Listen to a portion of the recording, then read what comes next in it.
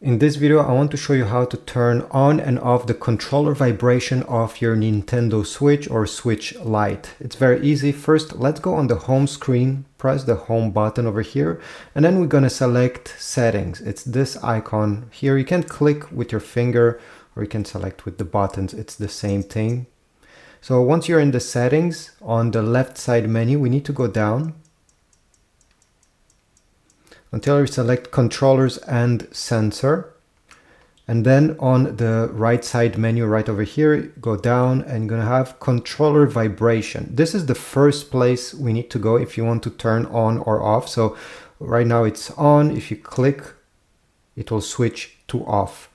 All right, so this is the first thing we need to do, and as it says here in a very small text, the vibration feature will be enabled on supporting controller during gameplay. Vibration for alarm notification can be changed in notification, alarm notifications. So if you want to completely turn off the vibration, you need to go on the left side, on notification this time.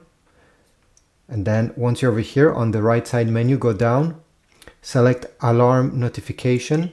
And from here, as you see, the first option, notification in sleep mode, it says notification LED and vibration. So click over here and you can select notification LED only. This way vibration will be completely turned off in your games, but also regarding the notification you can receive. So this is how you turn on and off this feature on your Nintendo Switch. Please leave a comment if this video was helpful. Like, subscribe, and I'll see you in the next video.